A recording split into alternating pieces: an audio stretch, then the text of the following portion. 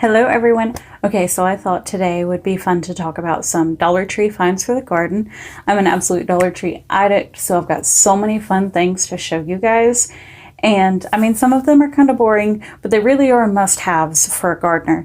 So let's check out some of the different things. I think I've got 13 things for you today, maybe 12. So let's get started. First, we have chopping mats. Yes, pretty boring, but there's 2 to a pack and they're 11 by 14 inches.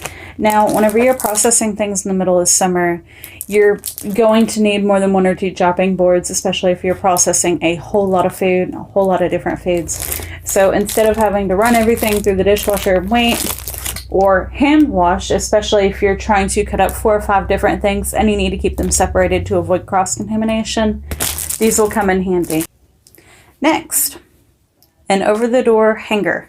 Now, you usually see the little single ones at Dollar Tree, so this is actually a pretty handy find in and of itself, no matter what. So Dollar Tree, you think it'd be, you know, pretty weak metal and it wouldn't hold up, but I've got one right now that's holding a couple of purses, one that's full of things, a diaper bag, belts, hats. It's actually holding quite a few things, and none of them, I mean, you can kind of bend them, but none of them have bent, it hasn't fallen down, it hasn't broke, it's not, you know, pulling itself down under the weight. So they're actually pretty heavy duty for $1. And so what does this have to do with gardening? Well, these are excellent for hanging your gardening aprons or for drying your herbs on if you don't want to hang them from the ceiling. You can use these and throw them over your laundry room door, pantry door, and dry your herbs. So that's a handy little investment, and you just pop it over the door. Simple as can be. Next, we have baking pans. Now, this is a huge one. I did not get this from Dollar Tree, but it's the only one I've got that I use as a prop. So, baking pans. I actually use these for starting seedlings in, cooking. So, and the seedlings are the big thing for me, but what I like to do to get more use out of them is whenever I'm cooking a huge meal, like if it's Thanksgiving, Christmas, something like that, I like to take them, wash them, and store them away for the seedlings in the spring. Smart idea, right? So I actually use fabric pots. I'm going to have to show you guys those at some point, but they look like little bags. The little bags that you stuff full of dirt, and they will sit up on their own, but using, you know, one of these, you can pop them in, and unlike cups that are round, you can actually shove them up against each other and you can maximize the space in the pan. So instead of greenhouse trays, I think I spent $1 on 2 pans and call it a day. Super easy that way, and they can be reused from season to season, so they're great to have on hand. Next, we have scissors. Now, these are some of my gardening scissors, and I guess technically they're kitchen shears. They're sold over with the kitchen stuff, but if you're anything like me, I lose scissors all the time. You need tons of pairs of scissors. I mean, there's no reason not to have a spare pair of scissors sitting in a drawer somewhere. So I actually have an extra pair sitting there. I have 2 pairs for kitchen use, and I think I have 2 or 3 for garden use, because sometimes I just misplace them and find them again a month later. So I just keep tons of them on hand, and plus some of them are a little more dull, so they're more worth using in the garden if you need to do a quick prune. I keep these in my pocket at all times. They're a little lighter than the pruners, and they're a little thinner, so it's kind of easier to carry them around with me. And generally, if I'm not carrying my pruners with me, I'm not doing a heavy pruning job anyways. So, scissors, you can use them for anything. Kitchen use, garden use, pull them out for crafting. So, for $1, these guys are sharp and they make quick work of even meat. Alright, now this is one of the Dollar Tree finds that you definitely don't want to miss. As a gardener, these things are so handy. I use them for cooking. I use them for saving seed. So check them out. And they're a little dirty because these are specifically for my seeds. Now I use them for shaking out chaff. I also use them for shaking out tiny seeds from the chaff. And I will also use them for straining off fermented seed. So whenever I ferment my tomato seeds, I will stick them in this, and I'll rub them around and wash them off real good to get the pulp off of them. Then I will ferment them, and once they're done fermenting, I'll pour them back in here, rub them again, and then I will press them into the strainer to get out the excess water, and then I'll lay them out to dry. So these guys, you need them. $1 each, come on now. They are So awesome. And then for preserving food, you can actually blend like spaghetti sauce or hot sauce and put it through the sieve. So at $1 a piece, this is one of the things you don't want to miss from Dollar Tree. Boring a little bit. So craft sticks, there's 45 in this pack and it's $1. So it comes down to a little over 2 cents per stick. Plant markers are usually 10 for $1. So you save a ton of money using these guys for plant markers. Now these are big sticks. I mean, look at that. They're pretty long. So those are a really good deal. They're like the jumbo craft sticks. So these will be easy to read. Now these as plant markers, they will rot, so be forewarned. But if you're like me and you use a paper system, just a pad of paper, pencil, write down what you plant and where in the garden, you don't even have to worry about marking them. So these are solely for starting the seeds and getting them to the point where they're transplanted. So by that point in time, that's when they're starting to get brittle and break. So these are awesome. And not to mention, if you write on them with Sharpie, they will not fade, it will not bleed. Just make sure it dries fully before you stick it into a wet pot or it could bleed. So definitely get you some of those for your seedlings. This is one of the cool ones. This is a mesh laundry bag. Now this little guy right here, he is 36 by 24 inches. So he's pretty good sized and can fit over some pretty big plants. These are actually used to be one of my #1 defenses against the squash bugs and squash borers. So you just pop this little sucker over your plants up until the first female bloom pops up. And up until that point, you'll have no pest issues. None. So you won't have any squash bugs, no vine borers on your plants. So if you want to get all the way to the female flowers without any issues, this right here, it's a huge lifesaver. It's a huge time saver. You don't have to spray or anything. So, and you could also use this for like your cabbage, for your kale, for your lettuce, your spinach. You'll probably want to cut them for that purpose and make like a sheet type deal out of them. But at that point, it could be cheaper to buy mesh insect barrier from, say, Amazon. But this is excellent. I absolutely love them, and I've always got like 10 of them on hand, plus the ones I've used in the past. So check these out for keeping bugs off your plants. Now, I wasn't going to wash this guy specifically for this video, but harvest basket. He's dirty. But look at this. It's a little laundry basket. It's a small laundry basket, but it's a laundry basket. I love these. I bought 2 of them. I have a green one too, but I have a green screen behind me, and if I had a green basket in my hand, that wouldn't work out too well.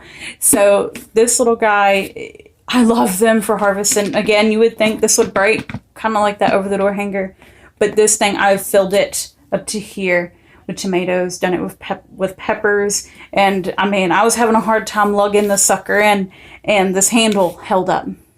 So believe that or not, but excellent for harvesting your fruits and veggies. And for $1, I mean $1, you're gonna spend 25, 30, maybe more than that on a decent harvest basket, especially if you need a big one. So if you're comparing this to a basket that can hold about as much, you're gonna be looking at a good little chunk of money. So all in all, excellent cheap harvest basket. And it's got a handle. A laundry basket with a handle like this is so handy. So check these out too. I'm halfway tempted to buy a couple more from my local store just to give them out as gifts for some of my gardening friends, because this is not one of those things you think about whenever you're at the store, whenever you're shopping around. You don't think about these for a harvest basket, but they're perfect and I love them. And this is probably my favorite thing that I'm showing you guys today. All right, so another thing that you can get at the Dollar Tree is cheap seeds. Now, I know there's a lot of people out there that'll tell you, don't buy the Dollar Tree seeds. They're GMO, or they're poisonous, or they won't germinate, or there's only like 2 seeds in the pack. I get it. Things happen. Sometimes, I mean, I've bought bad seeds, and that company is completely celebrated. So just know that no matter how big or small the company is, accidents and mistakes happen. With that being said, I've used a ton of the cheap seeds, the little 25-cent, 50-cent packets from the Dollar Tree, and they are absolutely awesome. As a matter of fact, I have some thyme and oregano going that I got from the Dollar Tree, and it has grown perfectly. Also, not GMO. You cannot buy GMO seeds at a store. I don't care what anybody tells you. You can't buy GMO seeds at a store. You just can't. Only farmers who are given access to those GMO seeds can grow them. So rest easy knowing that. I know a lot of companies advertise non-GMO, heirloom seeds. And yes, we love heirlooms. We love some hybrids too, but hybrids and GMO, not the same thing. And on top of that, I will say that all the seeds that you're going to buy at the Dollar Tree, they are heirlooms. They're actually the most common variety. So you'll see like Market More cucumber, or Danvers half-long carrot, or Bantam sweet corn. You know, you see these common ones that you just see everywhere. Just a plain jalapeno pepper or a plain cayenne pepper. So the seeds are great if you want a cheap way to get started on some of your basic crops. No, they won't be organic, but pay attention to some of the big seed companies that you use, because most of them are not organic. So, and I do grow naturally. I do not like using chemicals in my garden. You will not see me do that. I use the organic stuff, or I garden naturally. So I will use seeds that are conventionally grown, but that's because by the time you grow the seed, harvest whatever fruit it produces, even if you got anything out of it, it's negligible. Okay, so I don't have anything to show for the gladiolus, but you can actually buy them in bags of 6 at the dollar store. And it's cheaper than anything I've found locally, like at Walmart or any garden center. So it's the cheapest price I've found. And every time I've grown them, they've all grown 100% sprouted. So they're not only super cheap, they're good quality. And they're coming up year after year. I have some that just finished up either their 3rd or 4th year, and it was pretty cool. They kind of changed colors, so I guess they reverted. Maybe it's the babies or reverted back to old genetics. I don't know. They've been excellent. So if you love those flowers, buy those. So I may have some pictures I may be able to add into this video, and I'll try to get that into to show you guys the flowers. They are absolutely gorgeous, and if you've been skeptical of getting bulbs from the dollar store, do it. They've been awesome. Covered cake containers. Now, I have one somewhere, but I didn't dig it out for the purpose of this video. I'm short and I don't want to climb cabinets. So it's what it is it's a plastic covered tray. It's a clear plastic on top and white on the bottom, and you store cakes in it, and it keeps them moist. So these little guys are actually great for putting small seedlings in to keep them safe in the cooler weather.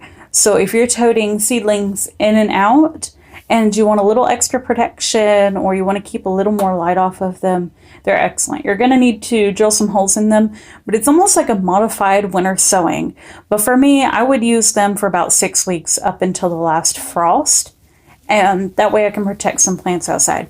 They would be absolutely perfect for the cold, weather-loving annuals, or even tender little baby perennials that you're wanting to put outside. So if you're experiencing like a low of 15 degrees and it's only going to be that way for an hour or two, you could have your seedlings in this tray, especially like your lettuce or your onions or your carrots, and they'll be safe in it.